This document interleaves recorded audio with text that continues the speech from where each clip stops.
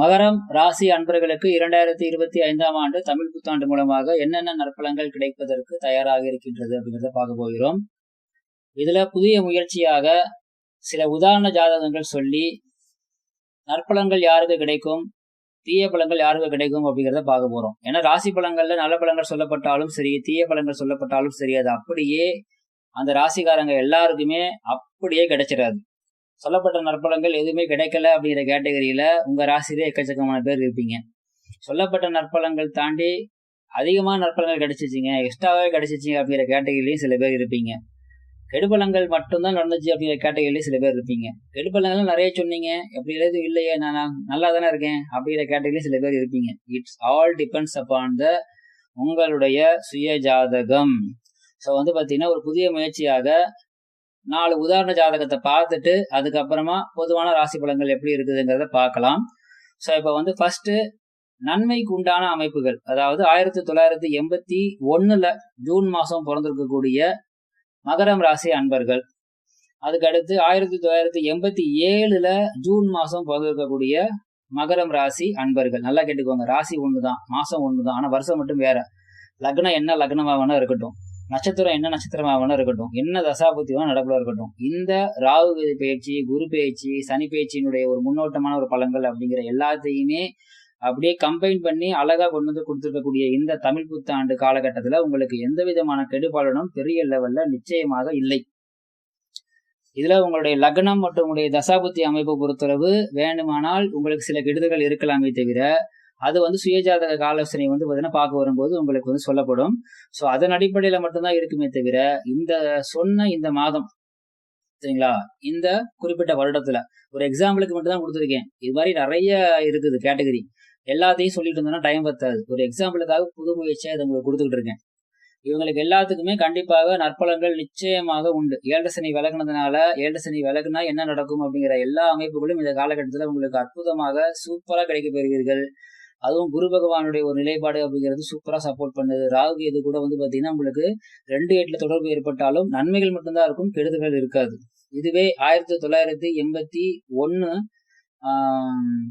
வேணாம் 81 இல்ல, 1983 பிப்ரவரியில 1983, அதாவது அதே வருஷத்துல அக்டோபர்ல பிறந்திருக்கக்கூடிய மகர ராசி அன்பர்களுக்கு ஏழரை சனி முடிஞ்சிடாலுமே, ஏழரை சனி முடிஞ்சிட்டா கூட ஏழரை சனி முடிகிற மாதிரி ஒன்றும் தெரியல.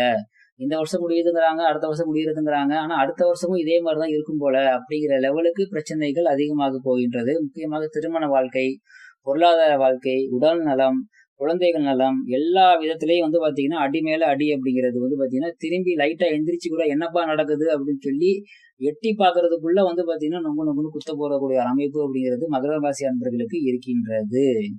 சரிங்களா? ஸோ இப்போ மகர ராசி அன்பர்களுக்கு இருக்கின்றதுன்னா என்ன அர்த்தம்னா, நான் சொன்ன இந்த வருடம் இந்த மாதத்துல பிறந்திருக்கக்கூடிய மகர ராசி அன்பர்களுக்குன்னு அர்த்தம். எல்லா மகர ராசிகளுக்கும் கிடையாது. நல்லா கிளியரா கேட்டுக்கோங்க.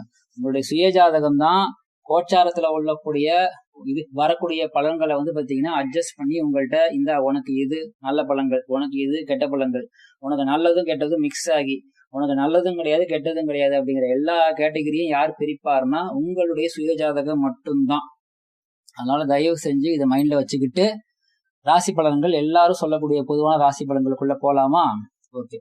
மகர ராசியை பொறுத்தளவு ஏழரை சனியினுடைய தாக்கத்திலிருந்து முழுமையாக வெளிவரக்கூடிய காலகட்டம்னா 2026 மார்ச் மாசம் தான். அப்படின்னா கூட இப்பவே அதுக்கு உண்டான எல்லா விஷயங்களும் ஆல்மோஸ்ட் கிளியர் ஆயிடுச்சு. அதாவது பாத்தீங்கன்னா நீங்க இப்ப படம் பாத்தீங்கன்னா இப்ப ஒரு 10:30 மணிக்குன்னு வைங்க, சரிங்களா, டிக்கெட் வாங்கியாச்சு, போய் உள்ள போய் உட்காந்து ஹாயா பாக்குறதுக்கு பாத்தீங்கன்னா தேவையான ஸ்நாக்ஸ் எல்லாம் வாங்கியாச்சு, தேட்டருக்குள்ள போயாச்சு.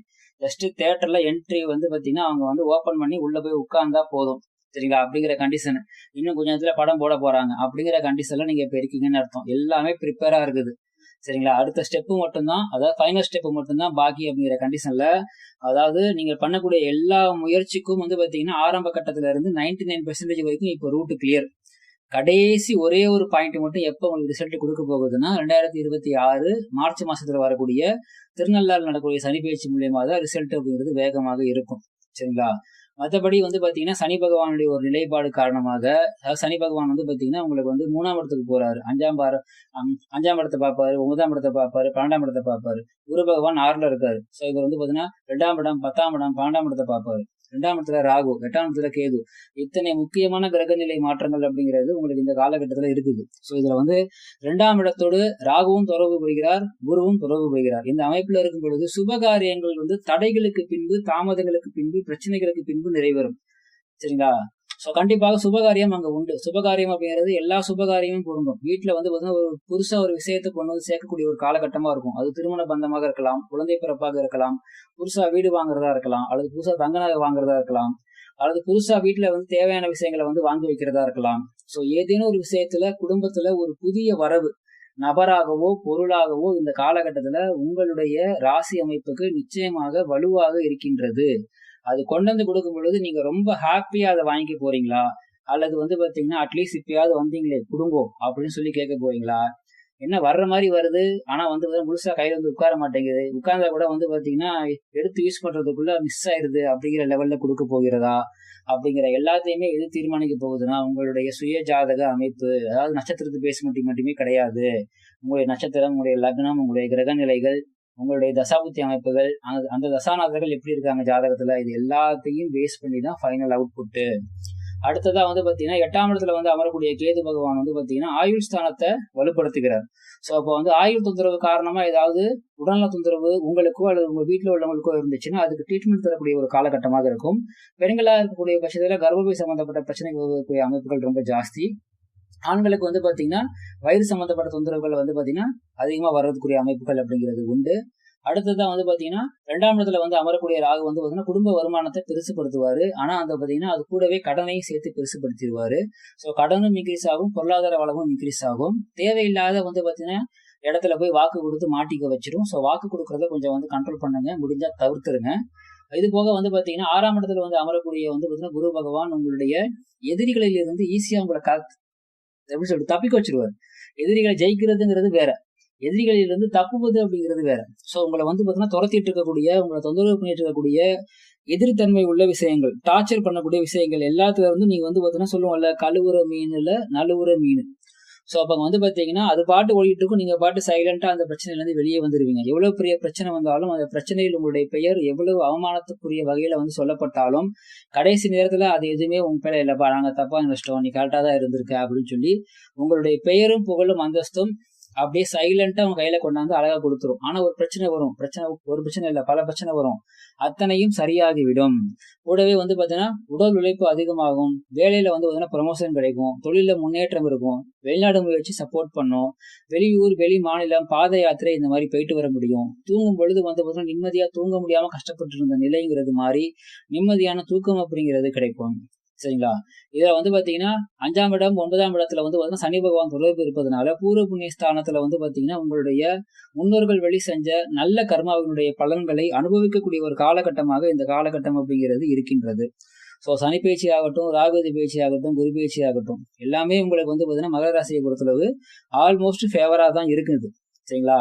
இதுல உங்களுடைய சுயஜாதக அமைப்புல நல்ல தசாபுத்தி லைக் வந்து பாத்தீங்கன்னா வந்து பூர்வ புண்ணிய பலத்தை வந்து இன்க்ரீஸ் பண்ணி தரக்கூடிய ஒரு தசாபுத்தி. ஏன்னா வந்து இப்ப உங்களுக்கு வந்து விபரீத ராஜயோகம் அப்படிங்கிற அமைப்பு வந்து பாத்தீங்கன்னா வலுவடைய போகின்றது.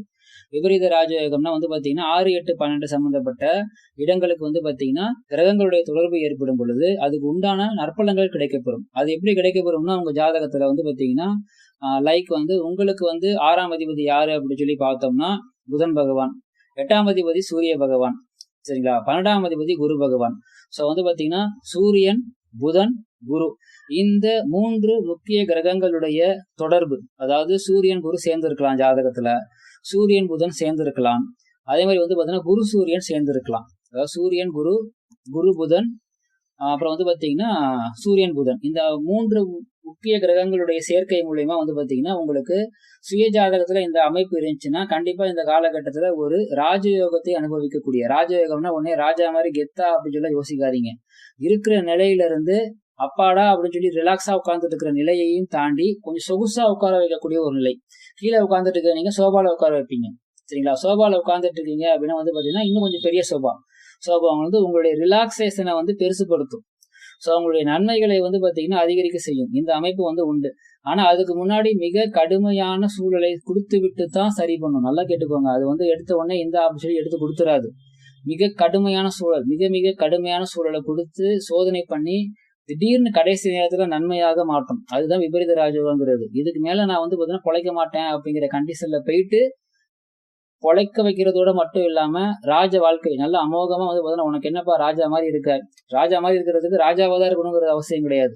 குடிசை வீட்டுல இருந்தாலும் சரி, வாடகை வீட்டுல இருந்தாலும் சரி, நல்லா ஜாலியா ரிலாக்ஸா வந்து பாத்தீங்கன்னா ஹாப்பியா நல்லா நிம்மதியா தூங்கி நிம்மதியா எந்திரிச்சு அவங்களுக்கு தேவையான எல்லா விஷயங்களும் அவங்களுக்கு கூட இருக்கிறவங்களே பார்த்து கொடுக்குற மாதிரி எல்லா நற்பலங்களும் கிடைக்கக்கூடிய ஒரு நிலைப்பாடு தான் ராஜ வாழ்க்கைங்கிறது.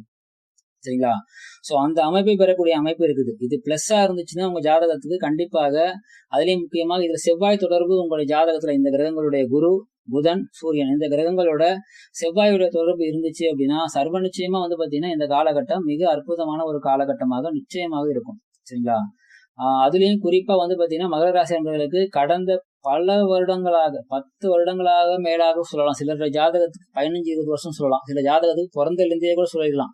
அவ்வளவு கஷ்டங்களை சந்தித்து வந்த நிலை விஷயங்கள்லாம் இந்த காலகட்டத்துல கொஞ்சம் கொஞ்சமாக மாற ஆரம்பிக்கும். அதுவும் உங்களுடைய சுயஜாதகம் ஒத்துழைச்சா மட்டும்தான். சுயஜாதகம் ஒத்துழைக்கலைன்னு வைங்க, ஆல்ரெடி இருக்கிறபடியான பிரச்சனை இன்னும் கொஞ்சம் ஜாஸ்தியாகும். முக்கியமா திருமண வாழ்க்கையாகட்டும், பொருளாதாரமாகட்டும், கணவன் மனைவி உறவுக்குள்ள வந்து பாத்தீங்கன்னா 3ஆம் நபர்களுடைய இது ஒரு தலையீடு அப்படின்னு சொல்லி எல்லா வகையிலையும் அம்மாவுக்கு, அப்பாவுக்கு, இது குழந்தைங்களுக்கு அப்படின்னு சொல்லி எல்லா வகையிலையும் தொந்தரவு தரக்கூடிய ஒரு நிலைப்பாடு அப்படிங்கிறது இருக்கின்றது. சரிங்களா? இது உங்களுடைய அமைப்பால அவங்களுக்கு தொந்தரவு கிடையாது. அவங்களுக்கு தொந்தரவு இருக்கின்றது, இருக்க போகின்றது, அதிகரிக்க போகின்றது அப்படிங்கிறத உங்களுடைய ஜாதக அமைப்பு இண்டிகேட் பண்ணும். வெறும் ராசி மட்டுமே இண்டிகேட் பண்ணாது. ராசி வந்து சிம்டம்ஸ் சொல்லும். அதை கன்ஃபார்ம் பண்ணக்கூடியது வந்து பாத்தீங்கன்னா சுய ஜாதகம் தான்.